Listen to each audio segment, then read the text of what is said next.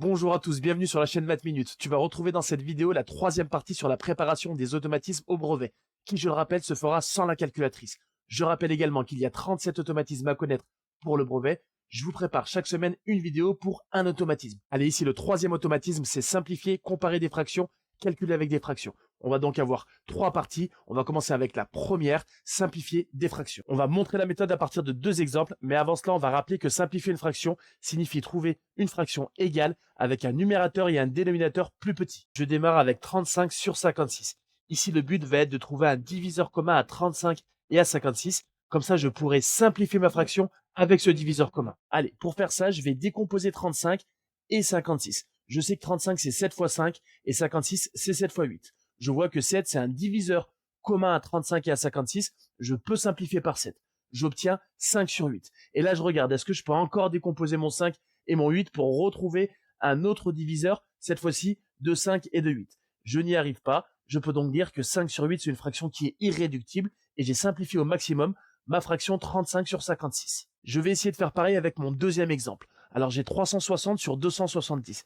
Ici, je vois directement que je peux décomposer 360 en 10 fois 36 et 270 en 10 fois 27. Je fais apparaître le diviseur commun à 360 et 270 qui est 10. Je peux simplifier par 10. J'obtiens 36 sur 27. Ensuite, je vois que je peux encore simplifier ma fraction parce que je peux décomposer 36 en 9 fois 4 et 27 en 9 fois 3. Je peux simplifier par 9 et j'obtiens au final 4 tiers. La fraction 4 tiers, c'est la fraction la plus simplifiée possible de la fraction 360 sur 270. On peut passer à la deuxième partie qui est comparer des fractions. Alors comparer des fractions, c'est simplement dire si elles sont égales ou si l'une est supérieure ou inférieure à l'autre. Alors je vais te donner trois méthodes pour comparer deux fractions plus une petite en bonus. La première, c'est lorsque je vais avoir deux fractions qui ont le même dénominateur. Je prends pour exemple 7 huitièmes et 3 huitièmes. Il me suffit de comparer les numérateurs. Ici, je vois que 7 est plus grand que 3. Je peux tout de suite en déduire que 7 huitièmes va être plus grand que 3 huitièmes. Alors, cette méthode est plutôt simple à appliquer. Maintenant, la deuxième méthode, lorsque je vais avoir deux numérateurs qui vont être identiques. Je prends pour exemple 20 sur 10 et 20 demi. Ici, je vois que 20 et 20, c'est pareil. C'est ce qu'on a au numérateur. Je vais comparer les dénominateurs. 10 est plus grand que 2. Alors attention, là, on va faire le contraire. On va dire que 20 sur 10 va être plus petit que 20 sur 2. Alors, il faudra bien faire attention avec cette méthode de ne pas se tromper. Allez, la troisième méthode, c'est lorsque je vais être dans le cas de figure où j'ai deux fractions qui vont être pour l'une supérieure à 1 et pour l'autre inférieure à 1. Je rappelle que lorsque le numérateur est supérieur au dénominateur, la fraction est supérieure à 1. Dans le cas inverse, la fraction sera inférieure à 1. J'ai mon exemple. 19 sur 8. 19, c'est plus grand que 8. J'en déduis que cette fraction est plus grande que 1. Deuxième fraction, 11 sur 14. Alors 11 est plus petit que 14, donc 11 sur 14 est plus petit que 1.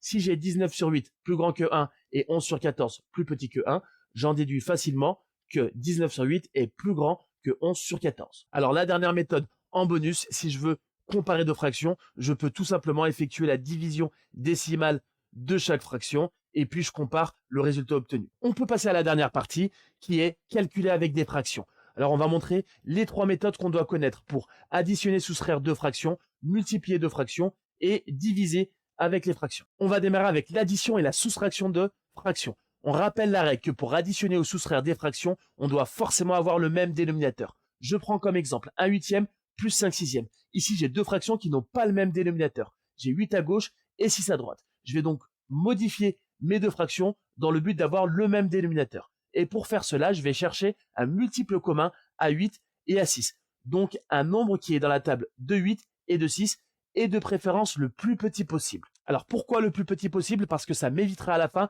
d'avoir à simplifier ma fraction.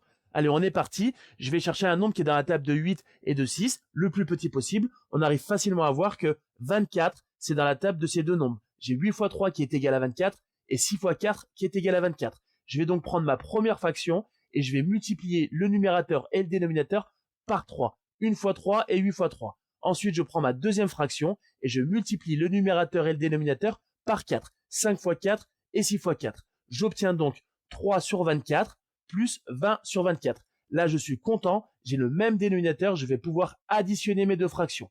Et pour additionner mes deux fractions, il me suffit d'additionner les numérateurs entre eux tout en gardant le dénominateur commun. Je vais donc faire 3 plus 20, ça va me faire 23 et je vais garder 24 au dénominateur. J'ai fini. 1 huitième plus 5 sixièmes, c'est égal à 23 sur 24. Et 23 sur 24, c'est une fraction qui est irréductible. On enchaîne avec la multiplication. Ça, c'est le cas le plus simple. Lorsque je veux multiplier deux fractions, je n'ai pas besoin d'avoir le même dénominateur. Il me suffit de multiplier les numérateurs entre eux et les dénominateurs entre eux. J'ai comme exemple 3 quarts fois 7 cinquièmes. Je vais donc faire 3 fois 7 au numérateur et 4 fois 5 au dénominateur. J'obtiens 21 sur 20. C'est une fraction qui est irréductible. J'ai fini mon calcul. Allez, on peut passer à la dernière opération qui est la division. Je prends comme exemple 5 demi divisé par 6 septièmes. Alors, diviser par une fraction, j'ai un petit peu de mal. Par contre, je sais que lorsque je vais diviser par une fraction, ça va revenir à multiplier par son inverse.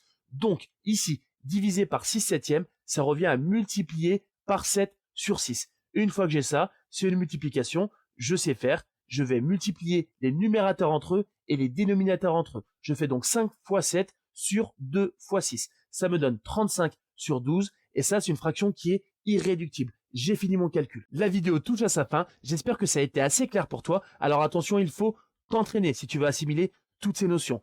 Maintenant, je te dis à la semaine prochaine pour la partie 4 et je te rappelle qu'il y a en tout 37 parties parce qu'il y a 37 automatismes.